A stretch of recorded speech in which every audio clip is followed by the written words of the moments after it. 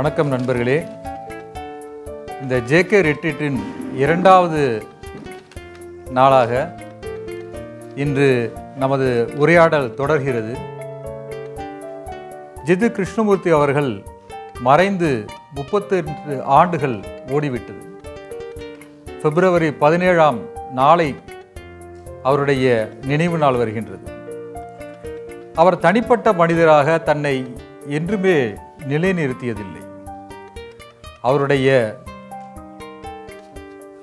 Teachings, அவர் நமக்கு அளித்த போதனைகள்தான் நம்மை வழிநடத்தி செல்கின்றன. அவருடைய பர்சனாலிட்டி கல்ட், அதாவது ஒரு தனிப்பட்ட நபரின் துதிப்பாடல் நம்மளது இல்லை. இருப்பினும் அந்த மாமனிதரை இந்த தருணத்தில் நாம் நினைவு கூறுவதில் ஒரு ஆத்மார்ந்த மகிழ்ச்சி கிட்டுகிறது. இன்றைய தலைப்பாக நாம் காணொளியை கண்டது ஆண்டர்சனும் ஜிது கிருஷ்ணமூர்த்தி அவர்களும் நிகழ்த்திய பயத்தை முற்றிலுமாக அகற்ற முடியுமா என்ற தலைப்பு. பயத்தில் பல்வேறு விதமான பயங்கள் இருந்தாலும் பயத்தை முழுமையாக எல்லா பயங்களிலும் இணைந்து ஓடக்கூடிய ஒரு பொதுத்தன்மையை, அதாவது உலகத்தில் உள்ள அத்துணை மனிதர்களுக்கும் மனித குலத்திற்கும் பொதுவான ஒரு பிரச்சனையான இந்த பயத்தை குறித்து அவருடைய நீண்ட உரையாடல் அதை கவனித்தோம். அது மனிதன் உயிர் வாழ தேவையான மரபு வழியாக வரும் பயங்களை தாண்டி ஒவ்வொருவரும் அன்றாட வாழ்க்கைக்காக, வாழ்வியலுக்காக, அவர்களுடைய படித்தலில், அவர்களுடைய வட்டத்தில் அவர்களாக ஏற்படுத்தி கொண்ட பயங்களை தாண்டி அந்த பயத்தின் ஒரு மூமெண்ட், அதாவது ஒரு இடத்திலிருந்து பயம் இன்னொரு இடத்திற்கு எவ்வாறு நகர்கிறது என்பதை நாம் கவனிக்கிறோமா என்பது இந்த தருணத்தில் நாம் நினைவு கூற வேண்டியிருக்கின்றது. இந்த காணொளி குறித்து நாம் ஒவ்வொருவரின் புரிதலை இங்கு முதலில் பதிவு செய்யுமாறு கேட்டுக்கொள்கிறேன்.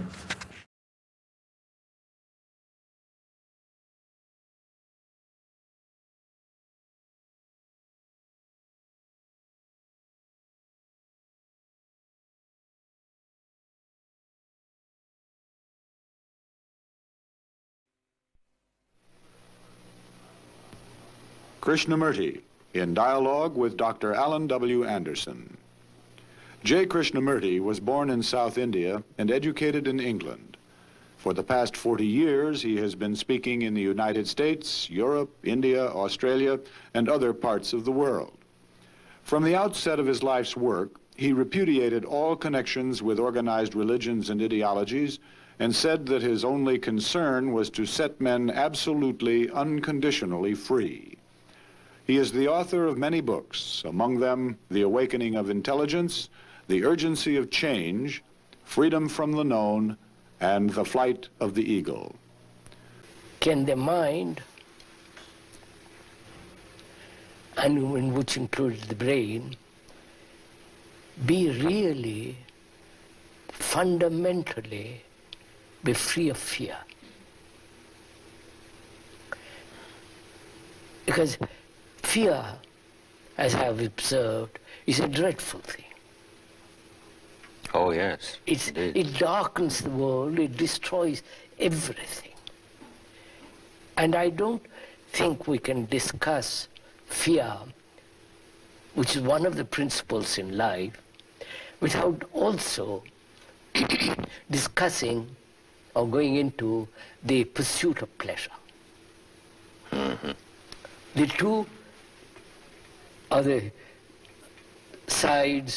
two sides of the same coin. அந்த பயங்கர அந்த இதை நம்ம நேரடியாக சந்திக்கும் போது தான் அதை என்னென்னு பார்க்க முடியும். நான் படிக்கிறேன், கேட்குறேன், அதெல்லாம் பண்ணுறான். அதை அந்த நேரத்துக்கு அதை கேட்கும்போது பார்க்கும்போது எல்லாம் சரியாக இருக்குது. ஆனால் நமக்கு அந்த தனக்கு வந்தால் தான் தெரியும் வகுத்த வலி வாய்த்த வலின்னு சொல்கிறாங்க மாதிரி அந்த பயத்தை நம்ம நேரடியாக சந்திக்கும் போதே நம்ம எப்படி அதுக்கு அது என்ன சொல்கிறது ஆக்ஷன் நம்மளுடைய இது அதுதான் வெளிப்படுங்கிறது என்னுடைய அனுபவத்தில் இதை கேட்டதில் நான் உணர்றேன். அவ்வளோதான். வேறு அந்த பயத்தை பற்றி இயல்பாகவே அந்த பயத்தை நம்ம ஏதாவது திடீர்னு இந்த பாம்பு வந்துச்சு அது வந்துச்சுன்னா பயந்து எந்திரிச்சு ஓடி போவோம்ல. இதான் எப்படி சொல்கிறது, இதெல்லாம் படித்து கேட்டு அனுபவத்தை வாங்கிக்கலாம் ஒழிய நம்ம அதை நேரடியாக இந்த பயத்தை சந்திக்கும்போது தான் ஏன்னா ஏற்கனவே நிறையா அந்த பயத்தை பற்றி சின்ன பிள்ளையிலே இடி அடிச்சிச்சின்னா ஆத்திப்பத்து அர்ச்சனை பத்து அந்த இடி அடிக்கும் போதே நம்ம பயத்தை போக்குறதுக்கு இப்படியெல்லாம் நமக்கு வந்து சொல்லி வச்சுருக்காங்க. அடுத்த வயது கலந்து அந்த பயத்தில் என்னென்னமோ கடந்து வந்துட்டான். இதுதான் நமக்கு வந்து உடனே வெளிப்படுது. அந்த பயம் வரும்போது இதுதான் நம்ம அதுக்குள்ளே போய் தான் பார்க்கணும் இல்லையா. நம்ம வந்து புதுசாக ஒரு பயத்தினுடைய இதை வந்து அந்த பயத்தை அனுபவிக்கும்போது அந்த பயத்து வரும்போது தான் அதை நம்ம எப்படி அதுக்கு அனுபவம் தான் நமக்கு வந்து அது பாடம் புகத்தும்னு எனக்கு தோணுது. மற்றபடி பயங்கிறது எல்லா விதத்துலையும் இருக்குது. எங்கே போனாலும் பயம்தான், எதை எடுத்தாலும் பயம்தான். ஒன்றுமே தெரியாமல் நம்ம புதுசாக போயிட்டோம்னா பயம் இருக்காது.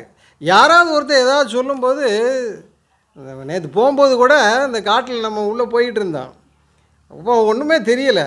திடீர்னு அந்த மரத்தை பார்த்தோன்னா இதை பார்த்தோன்னா இங்கே புலி வந்தால் எப்படி இருக்கும் இது அப்படிங்கிற இது வரும்போது நமக்கு உடனே மனசு என்ன செய்யுது, அதெல்லாம் கற்பனை பண்ணுது.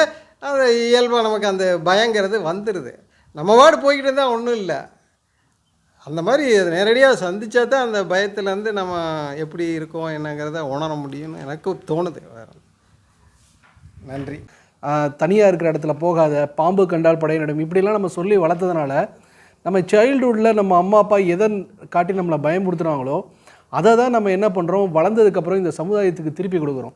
அப்போது இன்றைக்கி ஆக்சுவலாக நடந்த வீடியோவில் நான் கற்றுக்கிட்ட விஷயம் என்ன அப்படின்னா, ஒரு பயம் எப்படி உருவாகுது அப்படின்னா நம்ம மரபு சார்ந்த பயமே அதிகமாக உருவாகுது. நம்மளுக்கு அது வந்து பெற்றோர்களால், ஆசிரியர்களால், சமுதாயத்தால் நம்மளுக்கு பயிற்றுவிக்கப்படுது. அதை தான் நம்ம வளர்ந்ததுக்கு அப்புறமேட்டு வெளிப்படுத்துகிறோம். இது கடைசியில் வந்து எப்படி ஆகுதுன்னா, பயத்தோட அடுத்த ஆணிவேருக்கு போகாமல் பயம் அடுத்து வந்து இது பயம் வந்து ஒரு இயக்கமாக மாறிடுது. அது வந்து ஜேகே இதை வந்து ரொம்ப ஆழ்ந்து ஆணிவேரை வந்து ஆக்சுவலாக நம்ம பார்க்கணும் அப்படின்னு சொல்லும்போது இந்த வீடியோவுடைய க்யூரியாசிட்டி ரொம்ப அதிகமாச்சு. அதுக்கப்புறம் ஆக்சுவலாக அவர் சொன்ன உடனே அந்த எண்ணங்கள் எந்த அளவுக்கு பயத்தை அடுத்த பயம் வந்து அந்த பயத்தை ஒரு மலை போல் உருவாக்கி அது எவ்வளோ பெரிய ட்ராஜடியை ஹியூமன் பீயிங்கு ஏற்படுத்துது அப்படின்னு அவர் சொல்லும்போது தான் அதனுடைய மிகப்பெரிய விளைவு புரியுது. இதுவரையும் நம்மளோட கடந்து வந்த வாழ்க்கையில் இந்த பயம் தான் நம்மளுடைய வாழ்க்கையாகவே இருக்குது. இதை ஆணிவேரை ஆக்சுவலாக வந்து பார்க்காம நம்ம இதை வந்து களைய முடியாதுன்னு அவர் சொன்னது தான். இதை இப்போ நான் வந்து பயத்தோடு இருக்கேன், நான் பயம் இல்லாமல் இருக்கேன், இப்படி ஸ்ப்ளிட் பண்ணி லைஃப்பை பார்க்க முடியாது, பயத்தையும் உன்னையும் ஒருமித்து தான் பார்க்க முடியும் அப்படின்னு சொல்லிட்டு இந்த 2 நாள் வகுப்பில் என்னால் பயம் பற்றி இன்னும் நிறைய அறிய முடிஞ்சுது. அந்த எண்ணங்கள் எந்த அளவுக்கு அஃபெக்ட் பண்ணுது அப்படின்ட்டு ரெண்டு விஷயம் சொல்கிறாரு. ஒன்று வந்து இன்டர்னல், அதுக்கப்புறமேட்டு எக்ஸ்டர்னல்.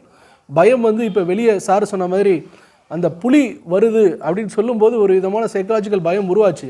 ஆனால் உண்மையிலேயே அந்த இடத்துல வந்தால் நம்மக்கிட்ட அந்த ஒரு அலர்ட்னஸ் வந்துடும். அந்த பயம் வந்து சரிதான் அவர் அப்படின்றத சொல்கிறாரு. ஒரு இடத்துல ஆக்சுவலாக வந்து அவர் சொல்லும்போது, ரஷ்யா நான் போகிறேன், அந்த இடத்துல உன்னை சிறையில் தள்ளிடுவேன்னு அவங்க சொல்லும்போது ஒரு பாதுகாப்பான ஒரு பயம் ஒன்று உருவாகும். அது ஆக்சுவலாக வந்து there is no problem அப்படின்ற மாதிரி அவர் சொல்லும்போது ஸோ பயம்னா என்னன்றது நம்மளுக்கு தெளிவாக புரியுது.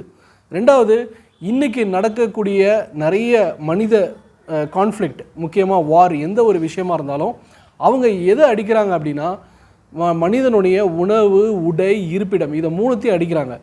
ஒரு மனிதனுக்கு அடிப்படையே அந்த உணவு, உடை, இருப்பிடம் தான். எப்பெல்லாம் இது அஃபெக்ட் ஆகுதோ அவன் வந்து பயப்பட ஆரம்பிக்கிறான். தன்னுடைய பயத்தை இந்த அரசாங்கங்கள் எப்படி பயன்படுத்திக்கிறதுன்றதையும் இந்த வீடியோவில் அவர் தெளிவாக சொன்னார். அப்போது மனித ஒற்றுமை எந்த அளவுக்கு முக்கியம், மனித ஒற்றுமை இருந்ததுன்னா இந்த உணவு, உடை, இருப்பிடம் இருக்கும். இப்போ என்னால் ஆக்சுவலாக வந்து ஒருத்தருக்கு உதவ முடியும், இன்னொருத்தருக்கு உதவ முடியும், இது அன்பினால் ஆக்சுவலாக வந்து கட்டமைக்க முடியும். ஆனால் நம்ம எல்லாரும் என்ன சொல்கிறோம், என்னுடைய லைஃப் ஒரு ஒரு ஒரு லைஃபு, நான் ஒரு திட்டம் வச்சுருக்கேன், உங்களோட லைஃப் ஒரு திட்டம். இந்த திட்டம் சார்ந்த கான்ஃப்ளிக்ட்லேயே சண்டை போட்டுருக்கோமே தவிர நம்ம எப்போவுமே ஒற்றுமையாக இருந்து நம்மளுடைய அந்த ஃபிசிக்கல் தேவையான உணவு உடை இருப்பிடத்துக்கு நம்ம வந்து பேசுகிறதே கிடையாது. அதை உட்காந்து நம்ம டிஸ்கஸ் பண்ணுறதில்ல. ஆனால் நம்ம மதம் சார்ந்த விஷயங்களை பற்றி பேசுகிறோம். இன்றைக்கி செய்தித்தாள், ஊடகங்கள் எல்லா இடத்துலையுமே வந்து இந்த மதம் சார்ந்த பிரச்சனைகள், பொருளாதார பிரச்சனைகள் தான் பேசுகிறோமே தவிர இந்த இடத்துல ஒருத்தன் சாப்பாடு இல்லாமல் இருக்கான், அந்த அவனுக்கு நம்ம எப்படி கொடுக்குறதுன்ற ஒரு விஷயத்தை பற்றி நம்ம பேசுகிறதே கிடையாது. ஸோ இந்த வீடியோ மூலயமா என்னால் பயத்தினுடைய ஆணிவேர் எங்கே இருக்குது, அதை எப்படி களைய முடியும், அது என்னுடைய அந்த மனித ஆற்றலை நான் எந்த அளவுக்கு வேஸ்ட் பண்ணிகிட்ருக்கேன், முக்கியமாக பயம்புறுத்தின எங்கள் அம்மா அப்பா சொல்கிற விஷயங்கள்லேருந்து, மரபு ரீதியான விஷயங்கள்லேருந்து, இதுவரையும் உலகம் சந்தித்த ஆக்சுவலாக விஷயங்கள்லேருந்து என்னுடைய ஆற்றல் எவ்வளவு சிதறடிக்கப்பட்டது, அந்த ஆற்றல் போதுமானது என்னுடைய பயத்தை வேரோடு அகற்றுறதுக்கு, பயத்தை பற்றி புரிஞ்சு கொள்ள முடிந்தது இன்றைக்கி ஆக்சுவலாக வீடியோ பார்க்கும்போது. அதே மாதிரி அவர் வேலு சார் வந்து அவருடைய நேற்று நிகழ்ந்த ஒரு சம்பவத்தை வச்சு சொல்கிறார். இப்போ இந்த மரபு வழியாக வரும் பயங்கள், ஒரு குழந்தையாக இருக்கிறப்ப குழந்தை பயம் அறியாது அப்படின்னு ஒரு கருத்து இருக்குது. அப்போ பல பயங்கள் நமக்கு திணிக்கப்படுகிறது. அது சமுதாயத்தினாலோ, பெற்றோர்களாலேயோ, ஆசிரியர்களாலேயோ. அது இன்னைக்கு கல்வி கற்கும் மாணவர்களுக்கு பரீட்சைனாலே ஒரு பயம் வருது. பரீட்சைக்கு ஏன் பயம் வரணும்? இந்த மாதிரி பயங்கள் இந்த சமுதாயத்தினால் ஊட்டப்படுகிறது. மேலும் இந்த காணொலியில் அவங்க சொல்கிறப்ப பயமும் இன்பமும் ஒரே நாணயத்தின் இரு பக்கங்கள்ன்றாங்க. பயமும் இன்பமும் ஒரே நாணயத்தின் இரு பக்கங்கள்னா, பயம் இருக்கும் இடத்தில், இன்பமை தேடும் இடத்தில் பயம் வந்து விடுகிறது. நம்மக்கிட்ட இருக்க இன்பம் தொலைந்து போயிடுமோங்கிற ஒரு பயம், அது ஒரு சைக்காலஜிக்கல் ஃபியர், மன ரீதியாக அந்த பயம் வந்து விடுகிறது. வேலையை இழந்து விடுவோமோன்று ஒரு பயம் வந்து விடுகிறது. இது போக நம்மளுடைய மனம், அதாவது மனிதனின் மூளை வந்து ஒரு பாதுகாப்பில் இருக்கும் பொழுதுதான் முழுமையாக செயல்பட முடிகிறது. அந்த பயம் அந்த பாதுகாப்பு உணர்ச்சியை நீக்கிவிடுகிறது. இப்போ இதில் வந்து அரசாங்கங்கள் வந்து பிரிவினை மூலமாக நாடு, மதம், இனம் அப்படின்ற அந்த பிரிவுகள் மூலமாக அந்த பய உணர்ச்சியை மக்களிடையே வளர்த்து விடுகின்றது. அப்போ ஒவ்வொரு மனித மனமும் அதனுடைய முழுமையான ஆற்றலை வெளிப்படுத்தி அவர்கள் வாழ்வை பார்க்க முடிவதில்லை. அப்போ நம்ம பயத்தை எவ்வாறு அதை கையாள வேண்டும்? இல்லை இந்த பயம் என்பது உடனடியாக நம்ம பயப்படாத அப்படின்னு சொல்லி வேறு தப்பித்தல் இல்லை, வேறு ஒரு பாதுகாப்பை ஒரு மத ரீதியாகவோ, ஒரு குருமார் வழியாகவோ, இல்லை வேறு ஒரு புத்தகங்கள் வழியாகவோ நம்ம தேடும் பொழுது அந்த பயத்தை நீக்க முடிகிறதான்னா முடியறதில்லை. ஆக அந்த பயம் என்பது இலைமறை காய்மரவாக மனத்திற்குள்ளாரே இழையோடி கொண்டே இருக்கின்றது. அந்த பயத்தை நாம் சந்திக்காதவரை, அந்த பயத்தை நாம் பெயரிடாமல் அதை அப்படியே உள்ளபடியே கவனிக்காதவரை அந்த பயம் நம்மகிட்ட தொடர்ந்துகிட்டு இருக்கு. அப்போ அந்த பயம் வந்து இழையோடி நம்ம கூட இருக்கிறப்ப அதை பிரித்து பார்க்கும் வேலையை நாம் செய்ய முடியுமா? அப்போ பயம் எங்கெங்கெல்லாம் நம்மை ஆட்டி படைக்கின்றது என்பதை மேலும் விவாதிப்போம். என்னுடைய வீடியோ பார்த்தோம், எல்லோரும் நிறைய பேசியிருக்கோம். மொத்தத்தில் நம்ம இந்த மாதிரி ஜேகேயை புரிந்து கொண்டோம் அப்படிங்கிற ஒரு குரூப் ஆஃப் மக்கள் இயல்பு வாழ்க்கையில் இருக்கிற மனிதர்களிலிருந்து பிரிஞ்சு நம்மெல்லாம் இருக்கிறப்போ நேரத்தால் வர்ற இந்த பயத்தை நம்ம பயத்திலேருந்து விடுதலை அடைகிறதுக்கான இடமா இருந்தால் நம்ம இங்கேயே விடுதலை அடைஞ்சு முடிஞ்சிருக்கணும். அப்போது அப்படி நம்ம விடுதலை இங்கே அடைய முடியல பயத்தில் அப்படின்னா இந்த டிஸ்கஷன் எதுக்கு? அந்தளவுக்கு அதுக்குள்ளே நம்ம நேர்மையாக பார்க்குறோமா அப்படிங்கிற விஷயம் இருக்குது. பயம் அப்படிங்கிறது ஒரு தீர்க்கப்பட முடியாத ஒரு விஷயம் இல்லை, அது இம்மீடியட்டாக தீர்க்கப்பட முடிகிற ஒரு விஷயம். அந்த இம்மீடியட்டாக அந்த பயத்தை தீர்க்கப்படுறப்ப ஒரு மிகப்பெரிய பாதுகாப்பு நமக்கு இருக்குது அப்படிங்கிறதும் நம்ம பார்க்குறதா இருக்குது. பயம் வந்து மனித வாழ்க்கையில் ஒரு பிரச்சனையே இல்லை, அதை நம்ம முழுமையாக அதிலிருந்து நம்ம வெளியே வந்துட முடியும். இது மிக மிக சாத்தியமான ஒரு விஷயந்தான். ஏன்னா எதிர்பார்ப்பு, தன்னம்பிக்கை, இதை ரெண்டையும் வந்து நம்ம கன்சால்டேட் பண்ணிட்டாக்கா பயம் என்பது ஓரளவுக்கு கட்டுப்படுத்தலாம். உதாரணத்துக்கு நம்ம ரோட்டில் போயிட்டுருக்கோம், அப்படியே இந்த பக்கம் காட்டு பக்கமாக இருக்குது, இது முள் குத்துமே அப்படின்னு சொல்லிட்டு நம்ம எதிர்பார்க்குறோம். ஆனால் போய்கிட்டு இருக்கோம், முள் குத்தாது. திடீர்னு ஒரு இடத்துல போகும்போது டக்குன்னு முள் குத்துது, உடனே நம்ம காலை தூக்குறோம், டக்குன்னு முள்ளை எடுத்துடுறோம். அப்போ அந்த இடத்துல வந்து நமக்கு எதிர்பார்ப்பு வந்து பயத்தோடு எதிர்பார்க்குறோம். ஆனால் அந்த முள் குத்தின உடனே அந்த பயம் நீங்கிறது. அதே மாதிரி ஒவ்வொரு செயலுக்கும் இப்போ பரிசை எழுத போகிறோம், ஐயோ நமக்கு இவ்வளோ மார்க் வருமா, இவ்வளோ இது நம்ம படிச்சிருக்கிறோமே அப்படின்னு சொல்லிட்டு ஒரு பயத்தோடு போகிறோம். ஆனால் அவன் அதே பயத்தை தன்னம்பிக்கையோட இந்த கேள்விக்கு இத்தனை மார்க் வரும், மார்க் இவ்வளோ வரலைனாலும் பரவாயில்ல, பாஸ் மார்க் எடுத்துடலாம் அப்படின்னு அந்த தைரியத்தோடு போனாக்க அவன் கண்டிப்பாக அந்த இதை மார்க்கு ரீச் ஆகிடும். இதே மாதிரி தான் ஒவ்வொரு இதுக்கும் நம்ம எதிர்பார்ப்பு விட்டுட்டு அந்த எதிர்பார்ப்போடு அந்த தன்னம்பிக்கையோடு போனாக்கா அந்த பயத்தை வர அளவுக்கு நம்ம குறைக்கலாம் அப்படின்னு சொல்லி என்னுடைய கருத்து. இந்த புலியை வந்து ஒரு அப்சர்வர் சந்திக்கும் பொழுது, ஒரு காண்பான் சந்திக்கும் பொழுது, ஒரு சிந்தனை சந்திக்கும் பொழுது பயமாக மாறிவிடும். இந்த 3 இல்லைன்னா அந்த இடத்துல பயம் என்ற ஒரு விஷயம் இல்லை. சிம்பிள். அதை நீங்கள் ஆசைப்பட்டு பாருங்கள், விளக்கத்தை நீங்களே கொடுங்கள். காண்பான் இல்லாத இடத்தில், அப்சர்வர் இல்லாத இடத்தில், சிந்தனை இல்லாத இடத்தில் புலி வருகிறது, அது ஒரு நிகழ்வு. ஆனால் கடிச்சிடும் தின்னுபடும் நினைக்கிற சிந்தனை இருக்கும் பொழுது பயம் ஆட்டோமேட்டிக்காக உருவாகிடுது. அப்போ அந்த நிகழ்காலத்தில் நீங்கள் வாழ்ந்தீங்கன்னா நிச்சயமாக பயம் கிடையாது. அதை விட்டு எப்படி தப்பிக்கிறதுங்கிற ஒரு உணர்வு இருக்கும், ஆனால் பயம் கிடையாது. ஆனால் அந்த இடத்த விட்டு நீங்கள் ஓடணும்னு நினச்சிங்கன்னா பயம் ஆட்டோமேட்டிக்காக வந்துடும். நான் சொல்கிற இடம் புரியுது உங்களுக்கு? நிகழ்வை வந்து நீங்கள் எப்படி சந்திக்கிறீங்கிறது தான் முக்கியம். புலியை சந்திப்பது, அது புலி வந்து இருக்குது நம்மளை சாப்பிட்ருன்னு நீங்கள் நினச்சிங்கன்னா அந்த இடத்துல வந்து எப்படி நீங்கள் வெளியே போகிறதுன்னு நினச்சிங்கன்னா அது பயம் கிடையாது. ஆனால் நம்ம செத்து போயிடுவோம்னு நினச்சிங்கன்னா அது பயமாயிடும். நான் உண்மையாக இருக்கிற பட்சத்தில் நான் நேரடியாக பார்க்குறேன் அதை பயத்தை. ஆனால் அது நேரடியாக பார்க்குறதுக்கே விரும்புகிறதில்ல. அதுவே ஒரு பயமாக இருக்குது. பயத்தை நேரடியாக பார்க்குறதே ஒரு பயத்தை உண்டாக்கிறதுன்னு சொல்ல முடியுமா? இதுதான் சார் மெயினாக கற்றுக்கிட்டது, நேரடியாக பார்க்குறது இல்லை பயத்தை.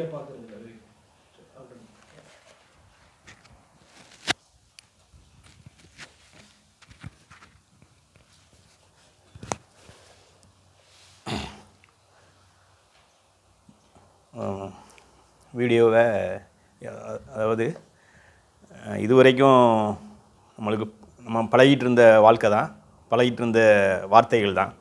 ஆனால் அது சொல்லும் முறையும் அதை பயன்படுத்துகிற இடங்களும் வந்து வீடியோ பார்க்கும்போது வித்தியாசமாக இருந்துச்சு. அது பார்க்கும்போது அழகாக இருந்துச்சு, உள்வாங்கிறதுக்கு புரிஞ்ச மாதிரி இருந்துச்சு.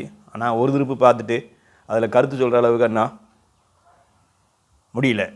அது இன்னும் கொஞ்சம் பார்த்தா மட்டும்தான், இன்னொரு ரெண்டு என்ன எனக்கு எவ்வளோ நேரம் முடியுதோ அவ்வளோ நேரம் அதை பார்த்தா மட்டும்தான் அதனுடைய அர்த்தங்களே எனக்கு இன்னும் கொஞ்சம் நல்லா உள்வாங்க முடியும். அறிவு, எண்ணங்கள், சிந்தனை, அது அறிவு சிந்தனையாலும் எண்ணங்களாலையும் எவ்வளோ மாசுபடுது. அந்த அறிவு தூய்மையாக இருக்கும்போது எப்படி இருக்கும், அந்த கட்டம் தான் நான் கவனித்ததாக அந்த வீடியோவில் கொஞ்சம் உள்வாங்கின விஷயங்களில் ஒரு சிறு பாட்டு. அதில் நிறைய விஷயங்கள் சொல்லப்பட்டிருக்கு. எல்லா விஷயங்களும் திருப்பி நாம் சொல்ல வந்தால் வாந்தி எடுத்த மாதிரியும் என்னுடைய அனுபவங்களில் அதை பொருத்தி பேசின மாதிரியும் இருக்கும். ஆனால் அப்படி அது தவறுங்கிறது தான் சொல்லப்பட்டது.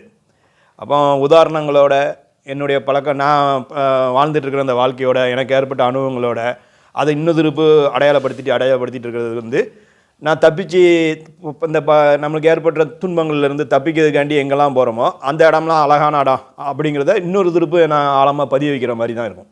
பயத்தை புரிந்து கொள்வதற்கு இல்லை பயத்தை எதிர்கொள்வதற்கு, நல்லா கவனிப்போம், நம்ம பயத்தை புரிந்து கொள்வதற்கோ பயத்தை எதிர்கொள்வதற்கோ அறிவு தேவையா? இப்போ சில பேர் பேசுகிறப்ப இங்கே என்ன சொன்னாங்க, நம்ம முன்னேற்பாடோடு இருந்தோம்னா அந்த பயத்தை எதிர்கொள்ளலாம். அப்போ அறிவு வந்து பயத்திற்கு புரிந்து கொள்ள தேவையா? தேவையில்லை. எப்படின்னா ஒரு சின்ன குழந்தைக்கு வந்து அறியாத ஒரு விஷயத்துலேருந்து இல்லை அறிந்த விஷயத்திலிருந்து எதுலேருந்து பயம் உருவாகுது அப்படின்னு பார்த்தோம்னா அறியாத விஷயத்திலிருந்து அதிகம் பயம் வருது. அதனால் அதை அறிந்து கொண்டால் அது பயம் போயிடும் அப்படின்னு ஒரு கண்ணோட்டம் இருக்கின்றது. நம்ம அதை விசாரணை தான் பண்ணுறோம். அது சரியா தவறாங்கிறது விஷயத்தில் போகல. ஒரு குழந்தைக்கு அறியாமல் ஒரு விஷயம் இருக்குது. அப்போ அதுக்கு ஒரு பாதுகாப்பு கொடுக்கணும்னா அதை அறிந்து கொண்டால் நீங்கள் அந்த பயத்தை எதிர்கொள்ளலாம் அப்படின்னு ஒரு காமன் பர்செப்ஷன், ஒரு மக்களிடையே ஒரு கருத்து நிலவுகிறது. இப்போ நம்ம அறிவு தேவையா பயத்தை புரிந்து கொள்ள? இல்லை இப்போ பயத்தை பற்றி எனக்கு ஒரு அனாலிசிஸ் பண்ணி அதை புரிஞ்சுக்க முடியுமா? அப்படி பார்க்க போனால் பயங்கள் புதிதாக தோன்றிக்கொண்டே இருக்கின்றது. அதுக்குண்டிய அறிவு நமக்கு என்றைக்குமே முழுசாக கிடைக்க போகிறதில்ல. அப்போ நம்ம இந்த பொருளை பற்றி கொஞ்சம் பேசலாமா? போகிறப்போ நேரமே பயத்தை புரிஞ்சு கொள்றதுக்கு தேவைப்படுறப்போ கூட நம்ம பயத்தை எக்ஸ்டெண்ட் பண்ணிக்கிட்டே போகும். நேரமே தேவைப்படாத அளவுக்கு நம்ம பயத்தை புரிஞ்சுக்கணும் அப்படிங்கிற இதில் உட்கார்றப்போ இது வேறு எப்படி இருக்குமோ அப்படிங்கிற மாதிரி பார்க்குறது இருக்குது. நான் எனக்கு தெரிஞ்சதை சொல்கிறேன். இப்போ அறிவுனா ஒரு குழந்தை பாம்பு, இதே நம்ம ஒரு பாம்பு போகிறத நம்ம பார்த்தோம்னா நமக்கு பாம்பு ஒரு ஆபத்தான விலங்கு, அதுக்கு என்ன செய்யணுங்கிற ப்ரிகாஷன்ஸ் இருக்கும். ஒரு 5 வயசு குழந்தைக்கு இந்த மாதிரி விளையாட விட்டுருக்க இடத்துல ஒரு பாம்பு போச்சு அப்படின்னா அந்த குழந்தை அந்த பாம்பு அது பக்கத்தில் போகிறத பார்த்து அது பயப்படுறது இல்லை அப்படிங்கிறது நமக்கு பயப்படாது அப்படின்னு தான் நான் நினைக்கிறேன். பொதுவாக பயப்படுறதுக்கு அதில் ஒன்றும் அதுக்கு அந்த உணர்வு இல்லை அப்படின்னு நான் நினைக்கிறேன். ஸோ அப்போ அந்த வயசில், அந்த 5 வயசில் அந்த குழந்தைக்கு அறிவுங்கிறத அது 2 வார்த்தை இல்லாமல் போயிடுச்சு. அதாவது அறிவுங்கிறதுக்கு வாழ்க்கைக்கு தேவையான அறிவு, ஜென்ரல் அறிவுங்கிற பிரிவினை இல்லாமல் இருக்கிறதுனால எனக்கு அதுக்கு 2 வேறு வேர்டாக இருக்கணுமோன்ற மாதிரி ஒரு ஃபீல் இருக்குது. ஸோ அப்போ அந்த குழந்தைக்கு அது இல்லை. அதே குழந்தை ஒரு 10 வயசு ஆகிற வரைக்கும் எந்த பாம்புமே பார்க்காம இருந்திருந்தாலும் 10 வயசில் பாம்பு பார்த்தா அந்த குழந்தை பயப்பட ஆரம்பிச்சிருது. அப்போ ஒருவேளை அந்த ஹெரிடிட்டியெல்லாம் அதுக்கான இது இருக்குமா அப்படிங்கிற மாதிரி, அதாவது அறியாத பயம் அப்படின்னு ஜேகே சொல்கிறார் இல்லையா, அதாவது இந்த அன்கான்சியஸாக உள்ளே இருக்கிற பயம் அப்படின்றது நமக்குள்ளுக்குள்ளே எங்கேயோ பதிவு பண்ணப்பட்ட அந்த டிஎன்ஏல அந்த மாதிரி ஒரு பதிவில் அது இருக்குமோ? ஏன்னா 10 வயசு குழந்தை ஒரு பார்த்து பயப்படுறதுக்கு அது ஒரு காரணமாக இருக்குமோன்னு நான் நினைக்கிறேன். இந்த வீடியோ மட்டும் இல்லை, அந்த வீடியோ பார்த்ததுக்கப்புறமேட்டு நம்ம இன்ட்ரோஸ்பெக்ட் பண்ணும்போது தான் தெரியுது, பயத்தை உருவாக்குறது இங்கே யாரும் இல்லை, அதுக்கு முழு பொறுப்பும் நான் தான்.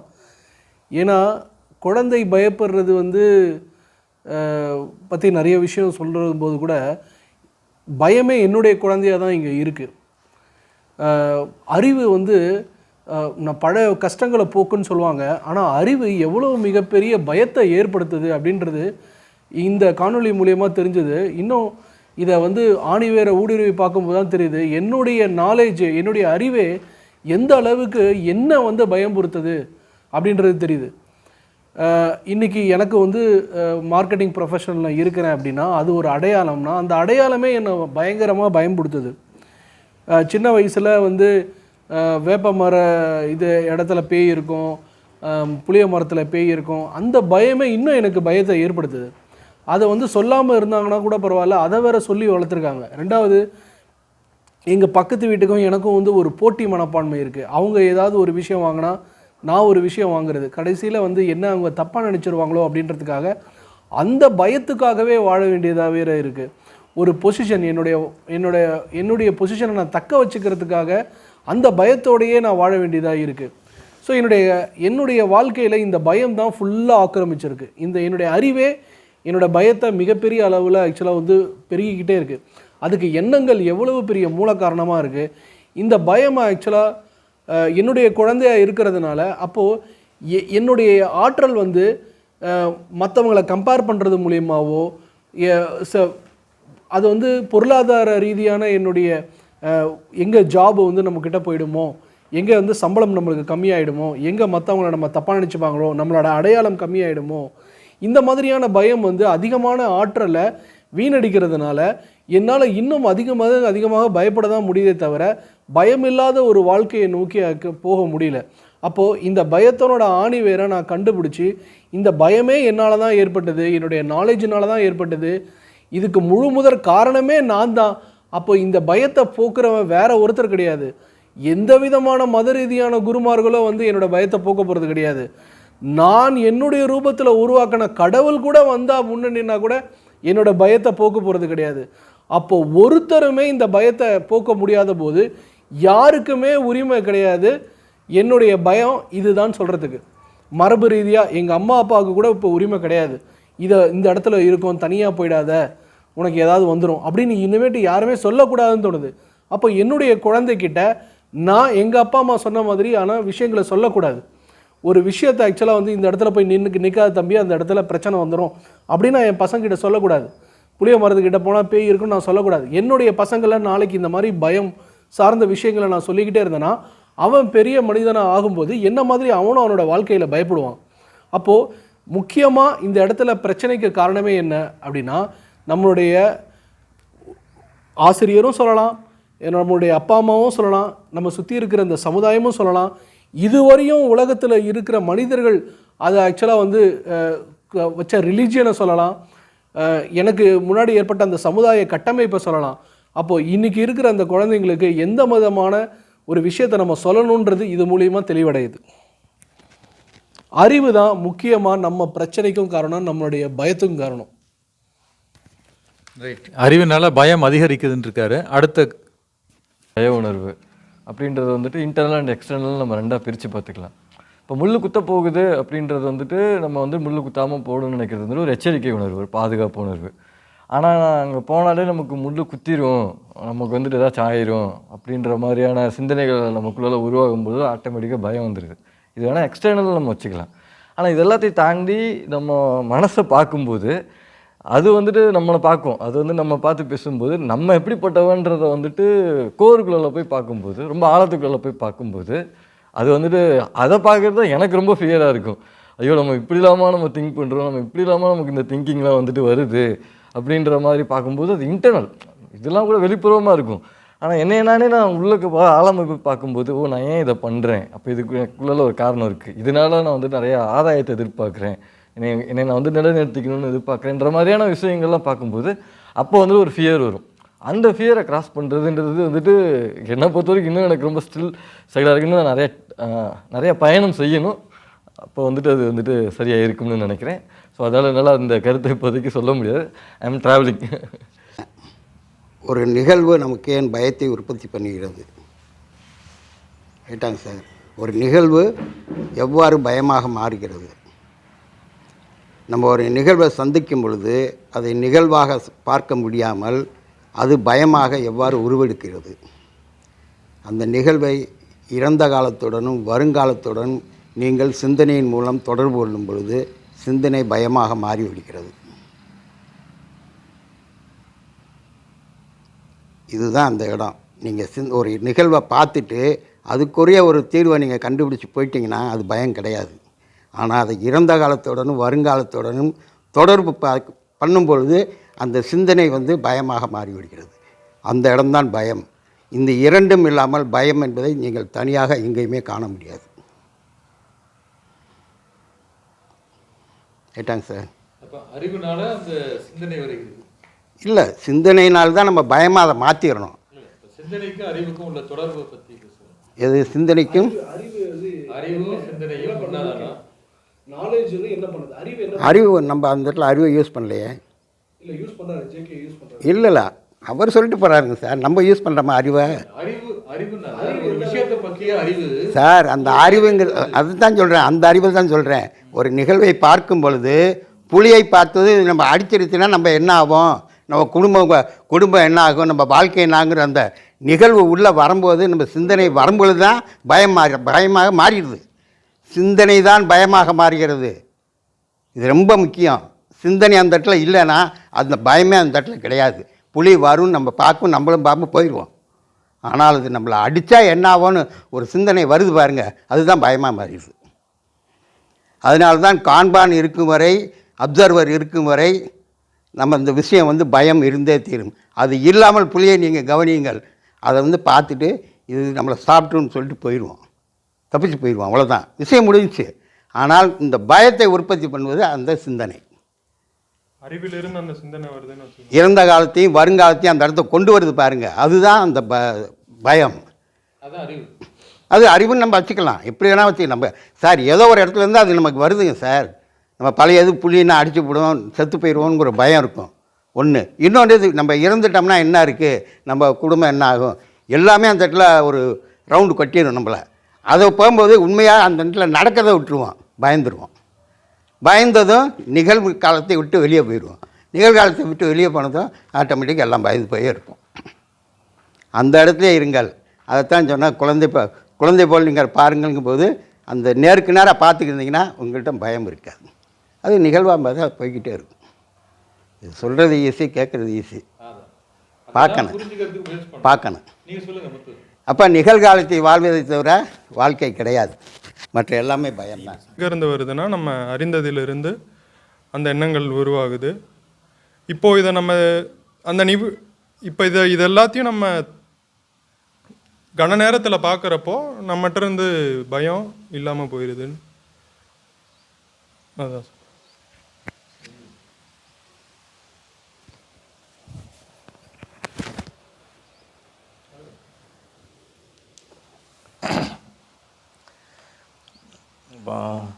அறிவு, எண்ணங்கள் இதை சார்ந்து பேசும்போது எனக்குள்ளே உள்ள ஒருத்தன் இருக்கிறவன் சிரிக்கான்.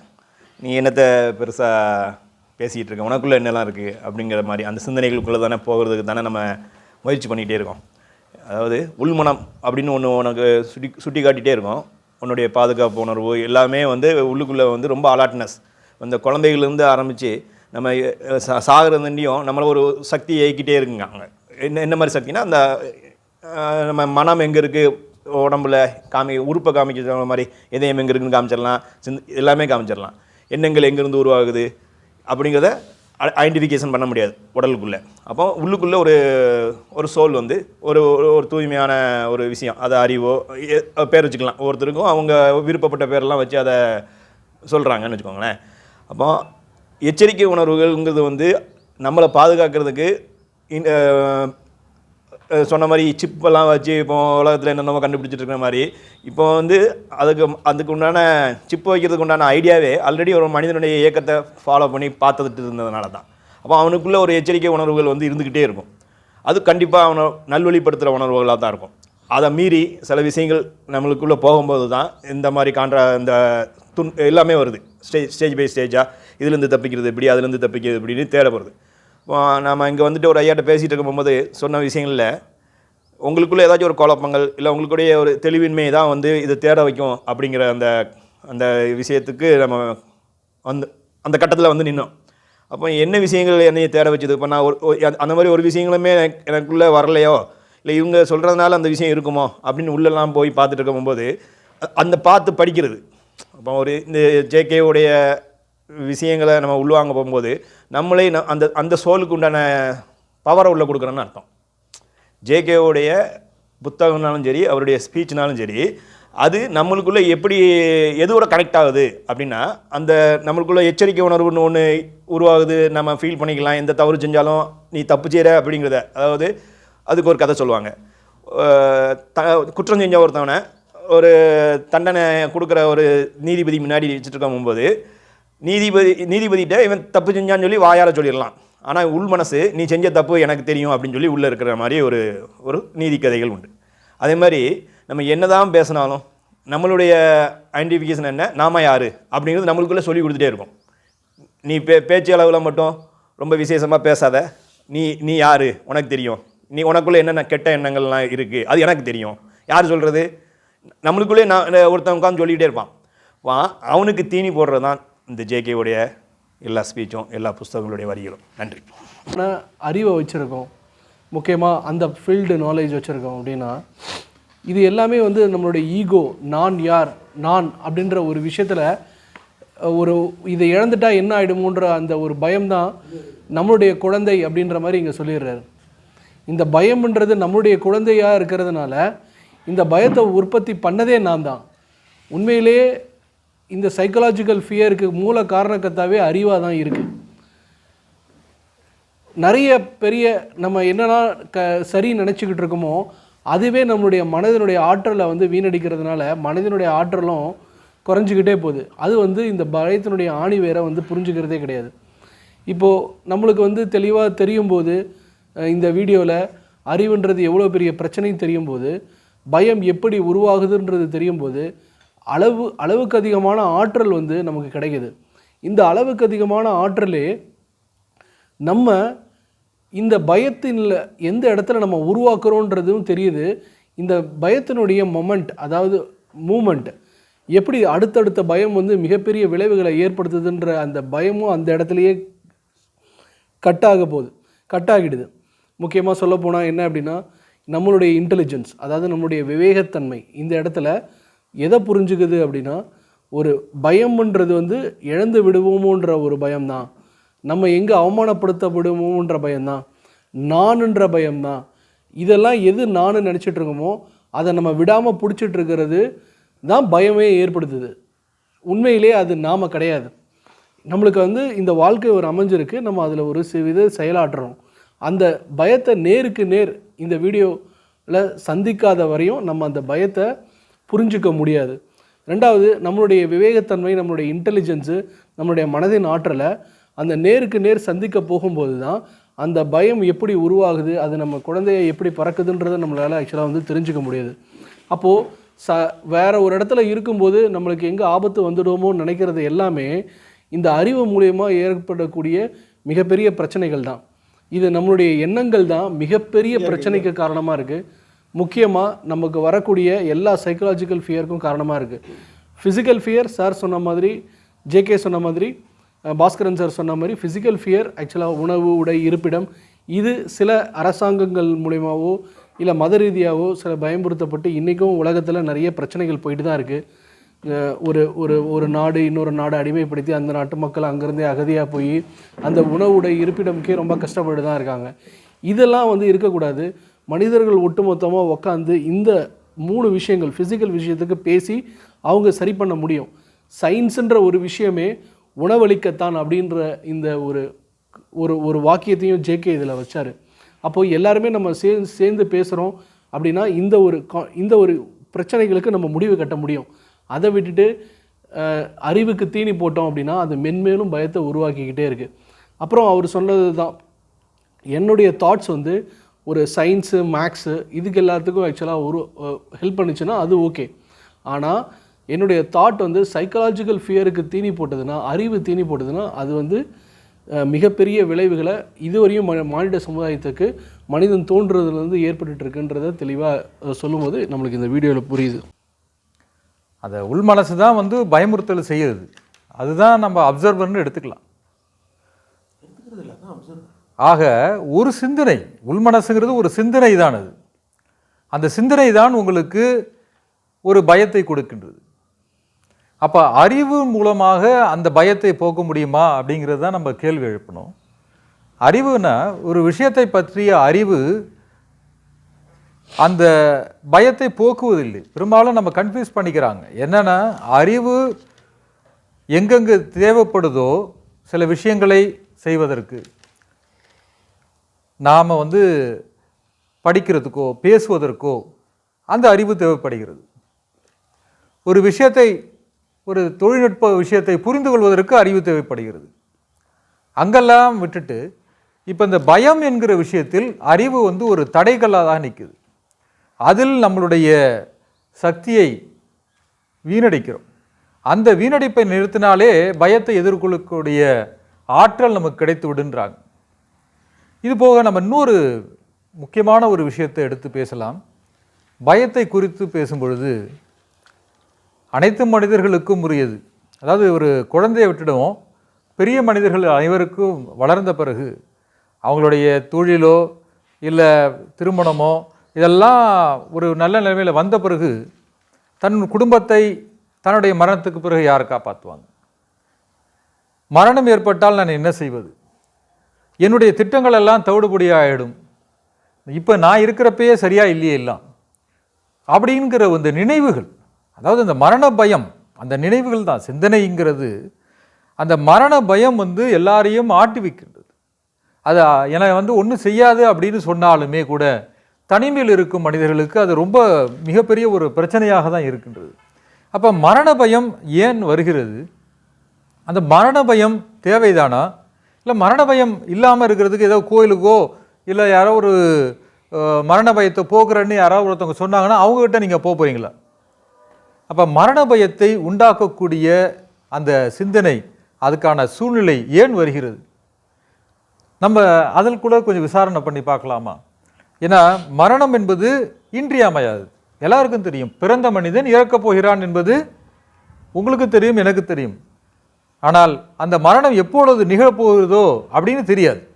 அதுக்கான தருணம் தெரியாததனால், அந்த நேரம் தெரியாததனால் அந்த மரணத்தை கண்டு மனிதன் பயப்படுகிறான். இன்னும் கொஞ்சம் வாழ்ந்தால் நல்லா இருக்கும்னு நினைக்கிறான். ஈவன் நம்ம சொல்லப்போனால் இப்பளுடைய ஆராய்ச்சிகள் எல்லாம் என்ன பண்ணிட்டு இருக்காங்கன்னா, மனிதன் நீண்ட காலத்திற்கு, நீண்ட ஆயுளுக்கு வாழ வேண்டும் அப்படின்ற ஒரு ஆராய்ச்சிகள்லாம் பண்ணிகிட்டு இருக்காங்க. அதாவது நோய் இருந்தால் நோயிலிருந்து நம்மளை வெளியில் கொண்டாடுறதுக்கு டாக்டர் இருக்கிறாங்க. நான் பல நோயாளிகளையும் நாமளும் சந்திக்கிறோம். அவங்க வந்துட்டு நான் எது வேணாலும் பண்ணுவேன், ஆனால் டாக்டர் என்னை காப்பாற்றிடுவார்னு ஒரு நம்பிக்கையில் பல விஷயங்கள் அவங்க டாக்டர் சொல்ல அவங்களுடைய அறிவுரைகளெல்லாம் தாண்டி செய்கிறாங்க. அது உதாரணத்துக்கு வந்து நம்மளுடைய டயபெட்டிஸாக இருக்கலாம், சுகர் ப்ராப்ளமாக இருக்கலாம். உணவு கட்டுப்பாடை வைங்கன்னா வைக்கிறதுக்கு தயாராக இல்லை, ஆனால் அதை கண்டு பயப்படுறாங்க. ஸோ அந்த நோயை கண்டிய பயம், அந்த மரணத்தை கண்ட பயம். ஆக நாம் வாழ்ந்த வாழ்க்கையில் நிறைவு இருந்தால் நாம் ஏன் மரணத்தை கண்டு பயப்படணும்? முழுமையான வாழ்க்கையை நம்மளால் வாழ முடிந்தால் மரணம் நமக்கு ஒரு பெரிய சவாலாக இருக்க போகுதா? ஏன்னா மரணம் என்பது இயல்பானது, மரணம் என்பது நிகழக்கூடியது. ஸோ இது குறித்தும் நமது உரையாடலை செய்யலான்னு பார்க்குறேன். மனித சமுதாயத்தை நம்ம புரிஞ்சுக்கிட்டோம். ஆனால் சயின்ஸ், மேக்ஸ் இந்த மாதிரியான உண்மை சார்ந்த விஷயங்கள், மனிதனுக்கு பயன்படக்கூடிய விஷயங்கள், சமுதாயம் சார்ந்த நம்ம ஒற்றுமையாக இருந்து ஒரு பிரச்சனையை தீர்க்கக்கூடிய அந்த விஷயங்களில் இருக்கிற எண்ணங்கள் ஒரு நோயை குணமாக்குறதுக்கு ஆக்சுவலாக எண்ணங்கள் எந்த அளவுக்கு இருக்குது அப்படின்றதையும் நம்ம பார்க்கலாம். முக்கியமாக மரணம் அப்படின்றது என்ன அப்படின்னா, ஒரு பணக்காரனுக்கோ இல்லை முக்கியமான ஒரு பொறுப்பில் இருக்கிறவருக்கோ ஒரு நம்மளுடைய உடம்புலையே ஒரு டிசீஸ் வருது, எக்ஸாம்பிள் ஒரு கேன்சர் டயக்னோசிஸ் வருது அப்படின்னா அந்த இடத்துல அவருக்கு ஒரு மரணத்தை குறித்த ஒரு தேதி சொல்கிறாங்க. நீங்கள் 3 வருடத்தில் இறந்துருவீங்க, இல்லை 2 வருடங்களில் இறந்துருவீங்க. அப்போது அவருடைய இதுவரையும் பண்ணி வச்சுருந்த பிளான், திட்டங்கள் எல்லாமே ஆக்சுவலாக தவிடுபடியாகுது. அவர் ஒரு பொறுப்பான அதிகாரியாக இருக்கலாம், இல்லை பொறுப்பான ஒரு பிஸ்னஸ் மேனாக இருக்கலாம், ஒரு பொறுப்பான ஒரு சமுதாயத்தில் ஒரு மிகப்பெரிய இடத்துல இருக்கலாம். ஆனால் இந்த விஷயங்கள் எல்லாமே ஒரு சின்ன விஷயங்கள், மரணத்தை பற்றி சொல்லும்போது அவர் எல்லாத்தையுமே பயப்படுறாரு. இந்த பயம் தேவையா அப்படின்றது சொல்லும்போது இந்த பயம் தேவை கிடையாது. ஏன்னா நம்ம எல்லாம் ஒற்றுமையாக இருந்து ஒரு விஷயத்தை கண்டுபிடிச்சி வச்சுருக்கோம். அதுக்கு ஆக்சுவலாக எக்ஸ்பர்ட் இருக்காங்க இந்த ஃபீல்டில். அவங்க ஆக்சுவலாக நம்மளுக்கு அந்த ட்ரீட்மெண்ட் கொடுக்குறாங்க. ஈவன் கேன்சரால் வலி ஏற்பட்டு துடிக்கிறவங்களுக்கு கூட இன்றைக்கி கேன்சருக்கான அந்த ரெமிடி இருக்குது. டயபெட்டிஸ், ஆக்சுவலாக கார்டியாக் ப்ராப்ளமு, இன்றைக்கி நிறைய பேர் சஃபர் ஆகிறாங்க. ஈவன் ஆக்சுவலாக இப்போ பாஸ்கர் சார் சொன்ன மாதிரி மனிதனுடைய இது 120 இருந்தாலும் இன்றைக்கி உலக அளவில் மிகப்பெரிய பணம் முதலீடு எதில் செய்யப்பட்டிருக்குன்னா மனிதன் ஆயுளை அதிகரிக்க முடியுமா அப்படின்றது தான். கிட்டத்தட்ட 1990க்கு அப்புறம் மருத்துவ உலகு முன்னேற்றம் ஏற்பட்டதுக்கப்புறம், வேக்சினேஷன் வந்ததுக்கப்புறம் மனித இறப்புகள் கம்மியாகி மனிதனுடைய ஜனத்தொகை இந்த உலகத்தில் ரொம்ப அதிகமாகிடுச்சு.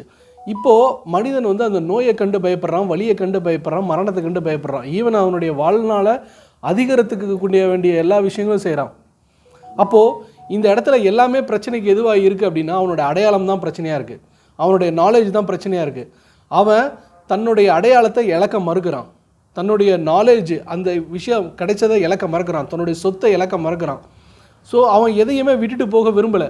மரணம் என்றது இந்த இடத்துல என்னை பொறுத்த வரையும் நான் என்ன புரிஞ்சு வச்சுருக்கேன் அப்படின்னா, இந்த இந்த இந்த நாலேஜை அவன் பிடிச்சு வச்சுட்டு இருக்கிறது விடக்கூடாதுன்னு நினைக்கிறது தான் மரணம்னு நினைக்கிறேன். மரணம்ன்றது ஒரு ஃபிசிக்கல் ஃபினோமினா. அது இந்த உடம்பு அப்படின்றது அந்த இறந்து தான் போவோம். மனிதனாக பிறக்கப்பட்டவன் இறந்து தான் போவான். ஆனால் மனிதன் அந்த நாலேஜ் வச்சுருக்கிறதுனாலேயே மரணத்தை கண்டு அதிகமாக பயப்படுறான்.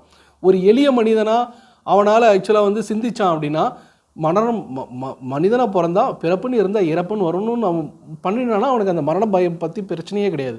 அவன் தன்னை உணர்ந்தானா, கரெக்டான வந்து ஆக்சுவலாக அவனுக்கு சிந்திக்கும் திறன் இருந்ததுன்னா அவனுக்கு அதை பற்றி பிரச்சனை கிடையாது. ஆனால் அவனுடைய நாலேஜ் தான் இந்த இடத்துல, அறிவு தான் திருப்பியும் பிரச்சனையை ஏற்படுத்துது. ஒரு கிட்டத்தட்ட ஒரு அந்த அவதானிக்க தருணத்துக்கு தான் வந்திருக்கோம் அவ்வளோ இருக்கு. ஆசையும் அச்சமும், ஆசை தானே எல்லாம். நடந்த அனுபவங்களை வச்சு எனக்கு தோன்றதை எனக்கு இது பண்ணுறதை சொல்லும்போது ஏதோ ஒரு புரிதல் ஏற்படலான்னு நினைக்கிறேன். ஆசை இப்போது நேற்று இது எல்லாரையும் படிக்கிறேன் கேட்டான். ஜேகே இதில் அறிந்ததிலிருந்து விடுதலை, அந்த விடுதலைங்கிறது வரும்போது தான் அந்த அதை படித்து இதெல்லாம் கேட்டு வரும்போது அந்த விடுதலையிலேருந்து வர்ற அந்த உணர்வு தான் அந்த பயத்துலேருந்து நம்ம கொஞ்சம் பயம் இல்லாமல் இருக்கோங்கிற மாதிரி ஒரு உணர்வு வர்ற மாதிரி இருக்குது. அறிந்ததிலிருந்து விடுதலைன்னு அது. நேற்று அந்த காட்டுக்குள்ளே போனோம், போயிட்டு வரும்போது அந்த இட்டுற காடு 2 பாதையிலையும் யாருமே இல்லை, வர்றோம், கார் ஓட்டிகிட்டு வர்றாங்க, வந்துக்கிட்டு இருக்கோம். ஒரு நாய் அப்படி பார்த்துட்டு ஓடுது ஸ்பீடு இருக்க வேகம், ரொம்ப வேகமாக ஓடி அந்த வேகம் நாய் ஓடி அந்த வேகம் பார்த்ததில்ல, அவ்வளோ வேகமாக ஓடுது. ஓடி போய் டக்குன்னு அவங்க வீடு ஏதோ வந்துருச்சு, உள்ளே போயிட்டு அப்படி போய் திரும்பி பார்க்குது. நாய் என்னடா நாய் வந்து விரட்டும் பயந்து ஓடினதை பார்க்குறான் அப்படின்னு பார்த்தோன்னே சரி இதனுடைய இயல்பு அப்படிங்க என்னுடைய இதை அதை பார்த்ததை வச்சு நானாக கேட்டதை வச்சு என்னுடைய சிந்தனை சொல்ல. அப்புறம் வந்துட்டோம். இன்றைக்கி காலையில் அனுபவம், ஒவ்வொரு நிமிஷமும் ஒவ்வொரு நேரம் அனுபவம் தான். செருப்பு போடாமல் நடந்து பார்ப்போமே அப்படின்னு சொன்னோன்னே நீங்கள் செருப்பு போட்டேன். உண்மையில் அந்த செருப்பு போட்டு நடந்து வந்ததுனால நிறைய சிரமங்கள்லேருந்து விடுவிட்டோம். செருப்பு போடாமல் வந்திருந்தால் கல் குத்தி அது சிரமம். அங்கேயும் ஒரு நாய் நம்ம போகும்போது பார்த்திங்கன்னா நாய் குலைக்குது. இங்கே குலைச்சோடனே அந்த பார்த்த நாய் வந்து இது பயந்து ஓடிச்சு.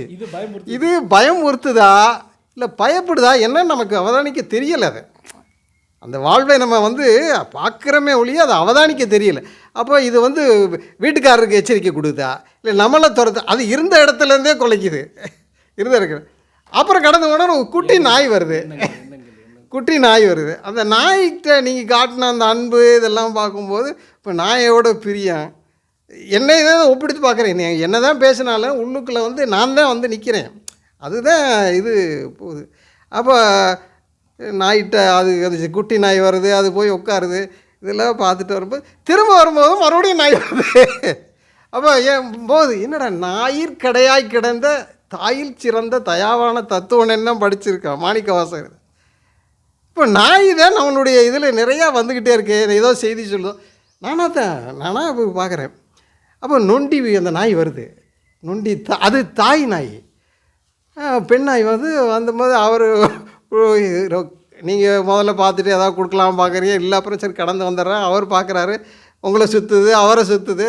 அப்புறம் ஒரு சின்ன குட்டி நாய் வந்து அதோட இது தாயும் பிள்ளையும் உள்ள இருக்குது. அப்போ தாய் பாசத்தை இங்கே பார்க்குறான். தூரத்துலேருந்து ஒரு ஆறு நாய் வந்து ஒரு கிட்டத்தில் பண்ணோன்னு குலைக்குது. ஆம்பளை வந்து ஏன்டா நீங்கள் வந்து சொல்கிறேன்னா அது மிரட்டுது உள்ள இருக்குது. இதே அப்படி நான் என்னுடைய கேமரா வியூவில் தான் பார்க்குறத. இதெல்லாம் அந்த சம்பவங்கள் அப்படி பார்க்கும்போது இதுலேருந்து பயங்கிறது நான்கிற ஒரு அந்த இதில் இருக்கும்போது தான் அந்த பயம் வர்றது. அப்போ அறிந்ததில் எல்லாத்தையும் விடுதலை அந்த இது வந்துட்டால் பயம் இல்லைங்கிற மாதிரி ஒரு இது வருது.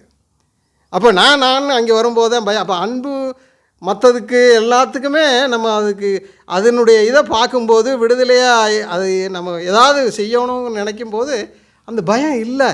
அப்போ நான்ங்கிற பயம் இல்லை, அங்கே அது கொடைக்குங்கிற பயம் இல்லை, அன்பு தான் வருது. அவர் சொல்லி நம்ம அது குலைச்சா கூட பயம் இல்லை. சரி அதையும் கடந்து அங்கே போடுறோம். ரோட்டில் போகும்போது டிராஃபிக்கு, இங்கிட்டு வண்டி வருது, அங்கிட்ட வண்டி வருது, மாடு ஏற்றிட்டு வண்டி வருது, இதெல்லாம் மகள் நான் பிஸ்கட் வாங்கி சொன்னோன்னே ரோட்டை கடக்கணும். கடக்கையில் நமக்கு கடந்துருமா, அந்த வண்டி அடிச்சிருமா, அதை அடிச்சிருமா, எப்படி? அப்போ அங்கே வந்து நம்மளுடைய அந்த நோக்கம்தான் இருக்க ஒழிய பயம் இல்லை, கவனம் இருக்குது. அப்போ விழிப்புணர்வுன்னு நினைக்கிறேன் அது. அப்போ அங்கே அந்த அந்த இடத்துல கடந்து போகையில் பிஸ்கட் வாங்கிட்டு வரும்போது இங்கிட்டு வண்டி வருது, அங்கிட்டு வருது, அந்த பயங்கிறத இது உணர்ந்து பார்த்து மொத்தத்தில் என்னுடைய அனுபவத்தில் பார்க்கையில் அப்போ இது நான்கிற அந்த இது இல்லாமல் ஒரு அன்பு மேலிட மற்றவங்களுக்காக அந்த தாய்மை இதெல்லாம் வரும்போது பயம் இருக்காது அப்படிங்கிற மாதிரி நான் உணர்ந்துக்கிறேன். நன்றி. அப்படியே பார்க்குறோம். இதில் ஒன்றொன்றுலையும் அந்த மரண பயங்கிறது இருக்கிறதுலே பெரிய பயம், அந்த மரண பயமாக தான் தெரியுது. ஆனால் இப்போ பயம் இல்லை. ஏன்னா அடிக்கடி நம்ம அந்த மரணங்களை பார்த்து, எரிக்கிறத பார்த்து, புதைக்கிறத பார்த்தும்போது சரி நம்மளும் இப்போ 50 வயசுக்கு அப்புறம் தான் நம்மளும் சாக போகிறோங்கிறதே தெரிய ஆரம்பிக்குது. அது வரைக்கும் ஒன்றும் தெரியலை. இவ்வளோ நாளாக சுற்றிட்டு இருக்கேன், நம்மளும் சாக போகிறோங்கிறது தெரியலை. சரி நம்மளும் இனிமேல் சாக போகிறோம், நம்மளாம் என்ன நம்ம சந்தோஷம் மற்ற சந்தோஷம் என்ன செய்ய முடியும் அப்படின்னு பார்க்கல. பயம்ங்கிறது இப்போ ஏதோ இல்லாத மாதிரி இருக்குது. பயம்ங்கிறது இல்லை, நம்ம தான் உருவாக்கிக்கிறோம். படிச்சு உங்களுக்கு அது தெரியும். அது வந்து எமர்ஜென்சி பீரியட் ஆரம்பிச்சு, ரெண்டும் எமர்ஜென்சி நடந்துட்டு இருக்கிறப்ப ஃபியர். இப்போ நாலேஜை பற்றி நீங்கள் பேசுகிறீங்க, நாலேஜ் இஸ் பவர் அப்படின்னு சொல்லிட்டு எனக்கு அமெரிக்கன் காலேஜ் ஒரு பிரின்சிபல் வந்துட்டு சொன்னாங்க. நாலேஜ் இஸ் பவர், ஆனால் அது வந்து எவ்வளோ விளைவுகளை ஏற்படுத்துது அப்படின்றத பார்க்கும்போது அது வந்துட்டு ஒரு பெரிய அதிகாரத்தை கொடுக்குது. நாலேஜ் வந்துட்டு அதை வந்துட்டு தப்பாக பயன்படுத்தி அது வந்து பல பேரை அது பாடுபடுத்தி ஒரு கட்டத்தில் வந்துட்டு அவங்களுக்கு ரொம்ப ஃபியர் வர ஆரம்பிச்சிருச்சு, மரண பயம்ன்ற மாதிரி. அப்போ ஜேகே சார் ரொம்ப சிம்பிளாக அதுதான் அந்த விஸ்டம். அவங்களோட விஸ்டம் வந்துட்டு என்னென்னா அதை விட்டுரு, அது ரொம்ப சிம்பிளான ஒரு வேர்ட், விட்டுரு அப்படி சொல்லிட்டு சொன்னாலும் அவங்க வந்துட்டு அதை வந்துட்டு ஸ்டாப் பண்ணுறாங்க. அது வந்துட்டு என்னென்னா அப்போயுமே அவர் வந்துட்டு ஒரு மறைமுகமாக ஒரு வேர்டு சொல்கிறார், நீ புலியோட வாழை பிடிச்சிட்ட இருந்தாலும் அது உன்னை கடிக்க தான் செய்யும் அப்படின்றப்ப அவங்க அதுலேருந்து தெளிஞ்சு வராங்க. ஸோ அது வந்துட்டு அவங்களுக்கு வந்துட்டு ஒரு மரண பயத்துலேருந்து அவங்களுக்கு ஒரு விடுதலை கொடுத்து. இதெல்லாம் அப்பார்ட் ஃப்ரம்.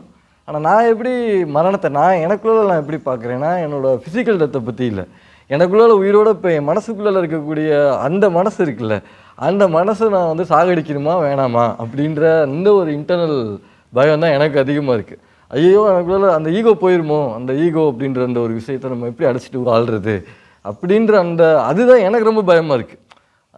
ஃபிசிக்கலாக நடக்கக்கூடிய, எதிர்காலத்தில் நடக்கக்கூடிய, அது எப்படிலாம் நடக்கலாம், ஆனால் அது எனக்கு அது ஒரு பெரிய விஷயமா தெரியலை. ஆனால் எனக்குள்ளே இருக்கக்கூடிய மனசை, அந்த தாட்ஸ், அந்த ப்ராசஸ் எல்லாமே பார்க்கும்போது அதை அழிக்கணும்னு ஆனால் அது தேவையில்லாத ஒரு விஷயம். அதை அழிக்கணும்னு நினைக்கிறப்ப எனக்கு வருது இல்லை அது ஒரு பயம், அந்த ஈகோவை நம்ம அழிக்கணுமா அழிக்கணும், அந்த இது வந்துட்டு ரொம்ப எனக்கு இனவசில் எனக்குள்ள ஒரு பயத்தை வந்து ஏற்படுத்திக்கிட்டு தான் இருக்குது.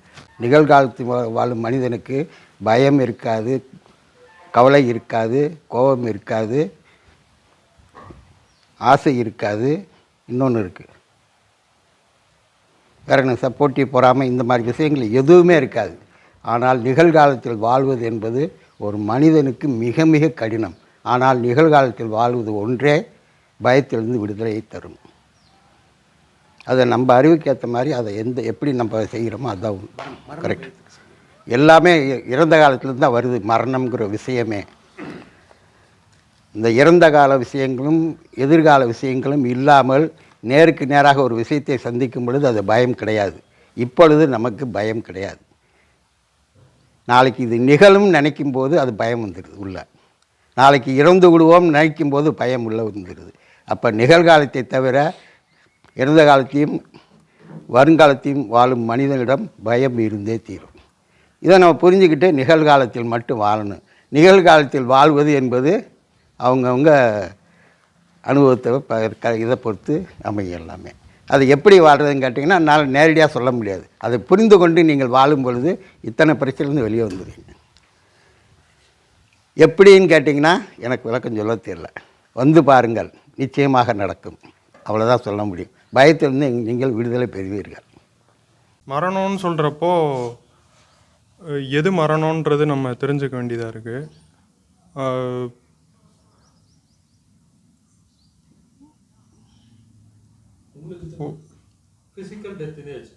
ஃபிசிக்கல் டெத்தில் என்ன நடக்குதுன்னா அது ஒரு இயல்பான நிகழ்வு. ஒரு மிஷின் சாகுது, அதே மாதிரி ஒரு செடி சாகுது, மரம் சாகுது, அது விலங்குகள் சாகுது, அதே மாதிரி நம்மளும் சாகுறோம். ஆனால் அதை கண்டு ஏன் அது ஒரு இயல்பான நிகழ்வை கண்டு ஏன் பயப்படுறோன்ற ஒரு கேள்வி இருக்குது.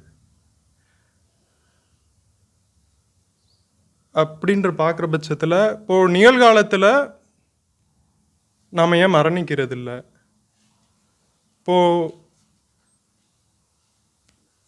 நிகழ்காலத்தை நான் தொடர விரும்புகிறேன். நிகழ்காலத்தை நிகழ்காலமாக பார்க்காம எண்ணங்கள் மூலியமாக நான் அதை தொடரும்னு விரும்புகிறேன். அதை உடனே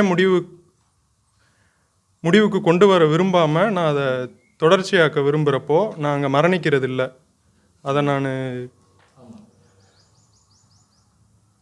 இப்போ இறப்பில் என்ன நடக்குதுன்னா, எனக்கு தெரிஞ்சது எல்லாமே இழந்துடுறோம். தெரிஞ்சது, பெற்றது, அடைந்தது எல்லாமே மரணத்தில் நிகழ்கிறதுனால நமக்கு பயம் உண்டாகுது. அதுதான் சார். ஜேகேவுடைய அந்த வீடியோவாக இருக்கட்டும், அவருடைய புத்தகங்களாக இருக்கட்டும், அவருடைய என்ன கோட்டாக இருந்தாலும் சரி, ரொம்ப பெரிய விளக்கங்கள்லாம் இருக்காது. ரொம்ப ஷார்ப்பாக இருக்கும், வார்த்தைகள் கம்மியாக இருக்கும். ஆனால் வார்த்தைகளுக்கு வலிமைகள் அதிகமாக இருக்கும். அப்போ அந்த வார்த்தைகள் கம்மியாக இருக்கும், அதனுடைய வலிமைகள் அதிகம். அது வந்து என்ன எப்படி தாக்குது, தனியாக போய் அதை என்னால் வாங்கி கொள்ள முடியுமா, அதை தாங்க முடியுமா என்னால் அப்படிங்கிற அந்த ஒரு ஒரு ஃபேர்னஸ். அவர் அது பயம்னு திருப்பி கூட அவர் சொல்ல, அவருடைய அந்த வார்த்தையில் ஒரு சப்ஜெக்டை எடுத்தால் அது விளக்கங்கள் கொடுக்க போகும்போது விளக்கங்கள் கேட்குறவங்களா இருந்தாலும் சரி, கேள்விகள் இடையில வந்தாலும் சரி, அந்த சப்ஜெக்டை விட்டு போகாமல் அந்த சப்ஜெக்டுடைய அடுத்தடுத்த கட்டத்துக்கு அழகாக நகர்ந்து போகிறாங்க.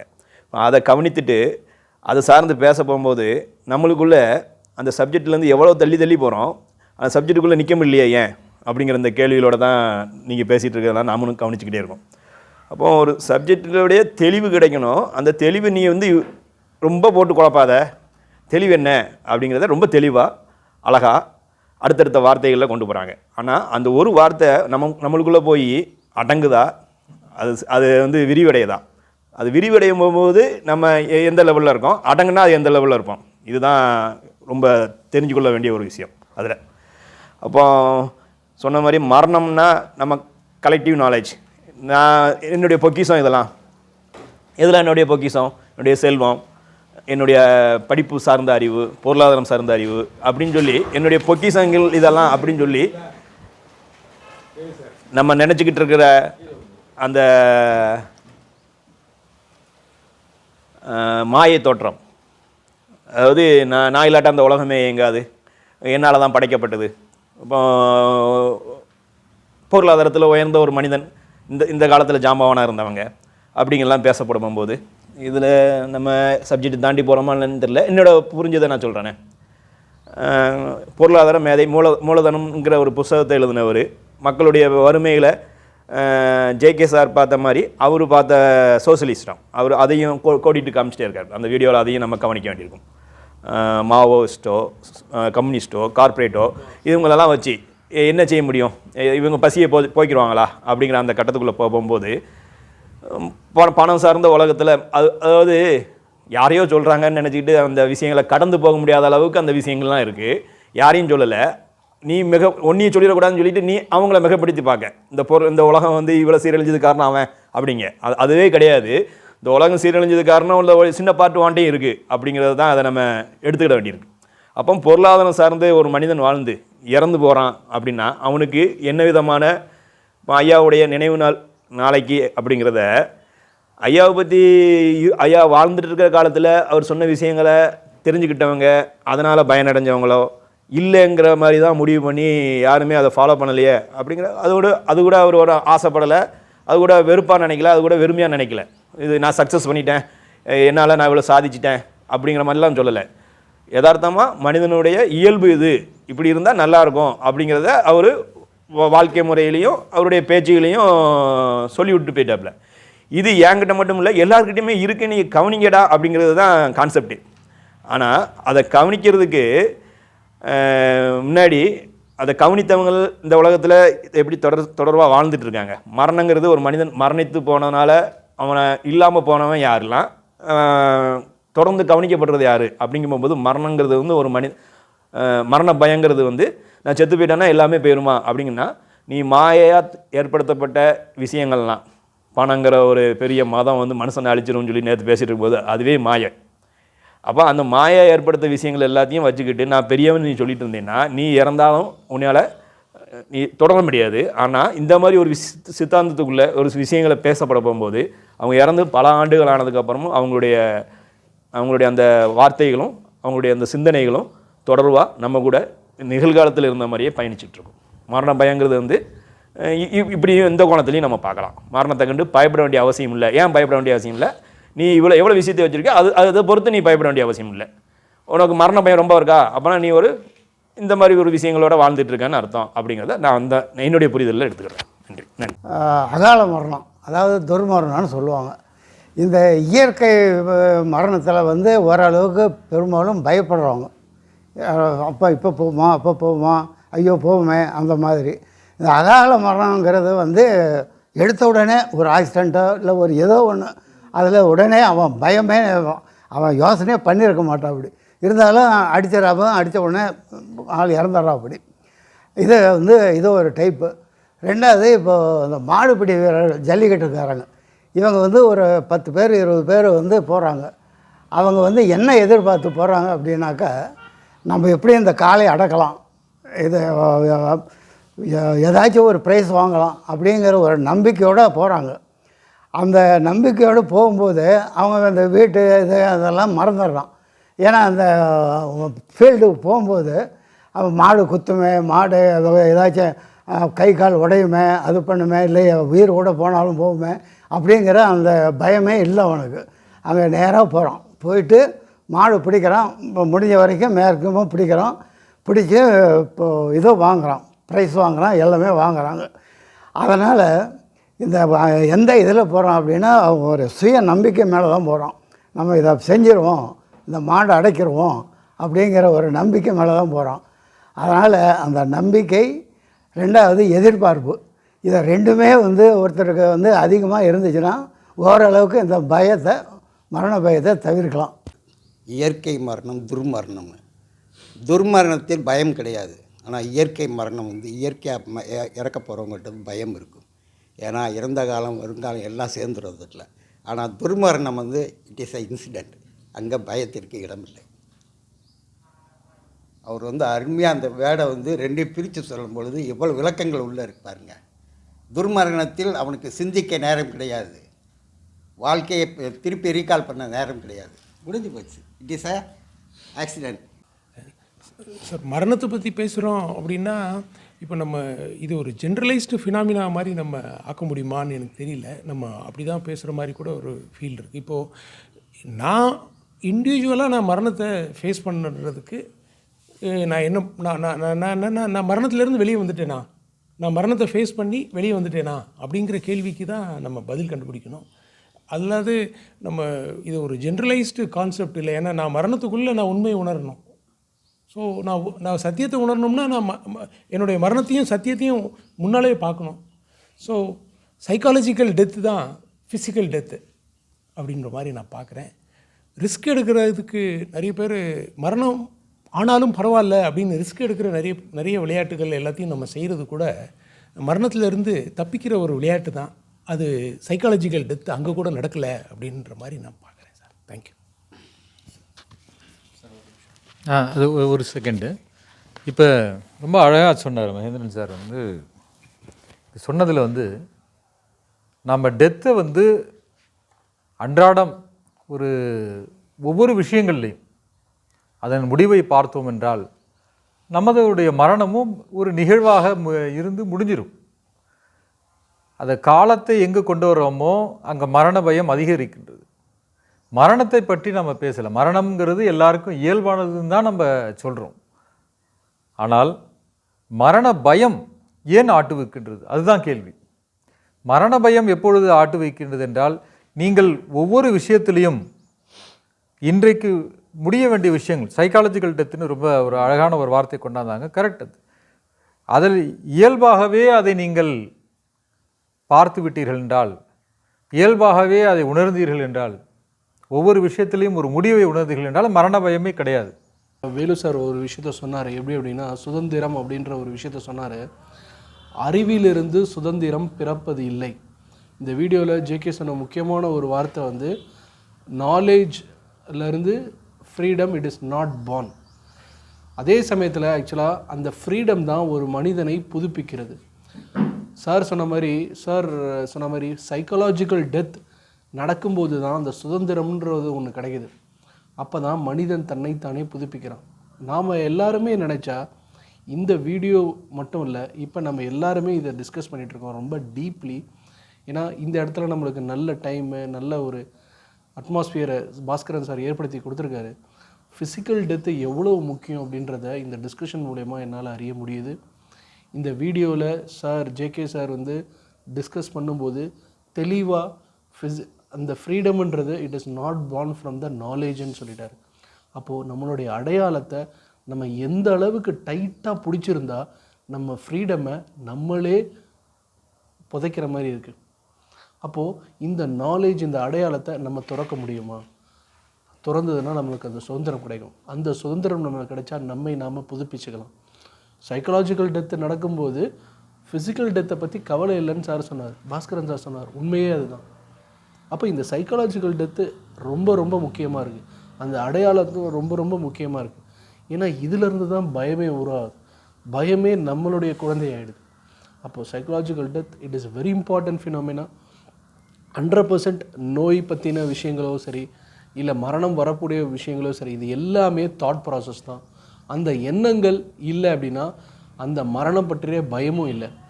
2 நாள் எந்த ஒரு எதிர்பார்ப்பும் இல்லாமல் ஜித்து கிருஷ்ணமூர்த்தி அவர்களின் போதனைகளின் அடிப்படையில் நம்மை நாமே நம்முடைய அன்றாட சிக்கல்களை, நம்முடைய அன்றாட பிரச்சனைகளை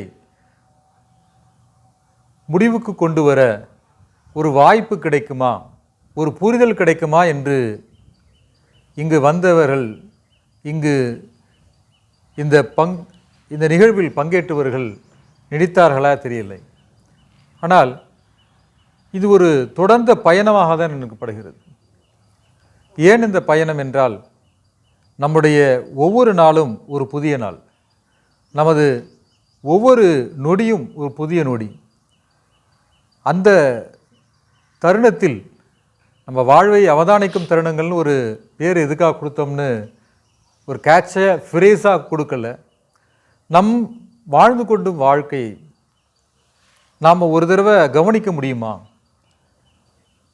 அந்த முழுமையாக இல்லது கவனித்து கொண்டு இருக்கின்றோமா, இல்லை கவனித்த மாதிரி நம்ம பாவனா பண்ணிகிட்ருக்கோமா? இந்த மாதிரி விஷயங்களை பார்க்கறதுக்கு தான் இந்த ஒரு வாய்ப்பாக கொடுத்தோம். இதில் பங்கேற்ற அனைத்தவர்களுக்கும் என்னுடைய மனமார்ந்த நன்றியை தெரிவித்துக் கொள்கிறேன்.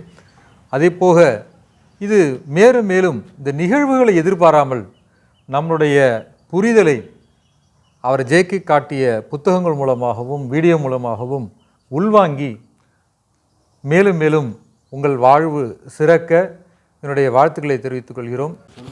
1986 பிப்ரவரி 17 ஃபிசிக்கல் டெத், இந்த உலக வாழ்வை விட்டு ஜேகே அவர்கள் மறைந்தார். 38 ஆண்டுகள் ஆகிறது. இன்றைக்கி அவருடைய நினைவை நம்ம போற்றும் வகையில் ஒருங்கே கூடியிருக்கிறோம். இந்த மிகப்பெரிய வாய்ப்பை ஏற்படுத்தி கொடுத்த பாஸ்கர் சார் அவர்களுக்கு என்னுடைய நன்றியை தெரிவித்துக் கொள்கிறேன்.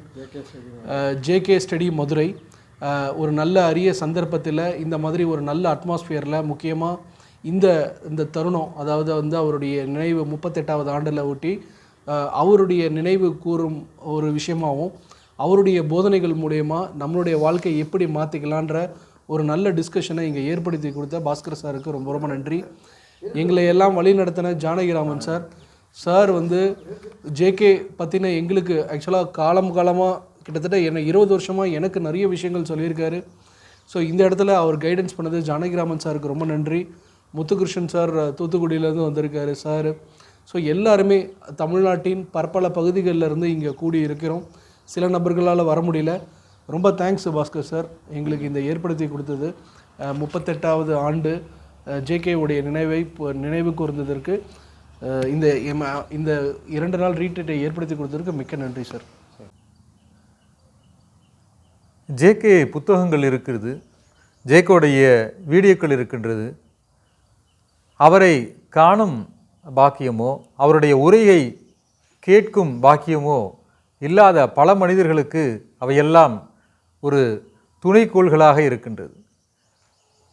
நாம் அதை மட்டுமே சார்ந்திராமல் நம்முடைய புரிதலை மேலும் மேன்மையடைய செய்வதற்காக இந்த ஜேகே ரெட்ரீட், இந்த விஷயங்கள் ஜேகே அவர்களே இதை மாதிரி செய்யலாம் அப்படின்னு சொல்லியிருக்கார். ஆமாம், ஆகையினால இந்த முயற்சிக்கு நாம் எல்லாரும் ஒன்றிணைந்திருக்கிறோம். ஆக வாழ்ந்தாலும் இறந்தாலும் அவர் இறந்து போனார் அப்படின்பது ஒரு உடல் ரீதியான ஒரு மரணம்தான். அவர் மக்கள் மனதில் வாழ்கிறார், இல்லை இந்த உலகத்தில் என்றென்று துயரங்களிலும் துன்பங்களிலும் உழன்று கொண்டிருக்கும் மனிதர்களுக்கு எந்த ஒரு பிரதிபலனும் இல்லாமல் ஒளி காட்டிய ஒரு மாமேதை என்றால் இங்கு மிகையாகாது. அந்த மாமேதையின் வழியில் நடப்பதற்கு நாம் நிற்கிறோம் என்றது ஒரு நல்ல விஷயம். அவர் 38 ஆண்டுகள் அவர் மரணித்து பிப்ரவரி 17 அதை ஒட்டி இந்த ப்ரோக்ராம், இந்த ரெட்ரீட் நாம் ஏற்பாடு செய்தோம். இதில் பலரும் கலந்து கொள்ள விருப்பம் இருந்தாலும் பல்வேறு சூழ்நிலைகளால் சில பேர் அங்கே வர முடியல. பட் இருந்தாலும் இந்த செய்தி அவர்களுக்கெல்லாம் ஒரு இனிமையான செய்தியாக செல்லும். அவர் ஜேகே அவர்கள் என்றென்றும் இந்த வாழ்வியல் சார்ந்த விஷயங்களுக்கு மக்களுக்கு வழிகாட்டி கொண்டே இருப்பார். ஏன்னு கேட்டிங்கன்னா, அவர் சொன்னது உங்களுக்கு நீங்கள் ஒளியாக இருங்கள் என்பது தான் அவருடைய கூற்று, அவருடைய ஸ்டேட்மெண்ட். இருந்தாலும் அவர் இன்னொரு விஷயமும் சொல்லியிருக்கார். நீங்கள் என்னவாக இருக்கின்றீர்கள் என்று உண்மையிலேயே தெரிந்து கொள்வதற்கு என்னுடைய போதனைகள் ஒரு கண்ணாடியாக உங்களுக்கு இருக்கும். அவர் புதிதாக எதையும் அவர் சொல்லலை, உங்கள் மனதில் உள்ள விஷயங்களை பிரதிபலிக்கும் ஒரு கண்ணாடியாக தான் இருக்கின்றார். அந்த கண்ணாடியை உபயோகித்து கொண்டு நாம் எப்படி டெய்லி நம்மளுடைய முகம் எப்படி இருக்குது, நம்ம எப்படி இருக்கிறோமோ அப்படின்னு பார்த்துக்கிறதுக்கு ஒரு கண்ணாடியை யூஸ் பண்ணுறோமோ, அதே மாதிரியாக நம் வாழ்வியல் சார்ந்த பிரச்சனைகளுக்கு அவருடைய போதனைகள் நம் அனைவருக்கும் ஒரு கண்ணாடியாக இருக்கும் என்பதில் ஐயமில்லை.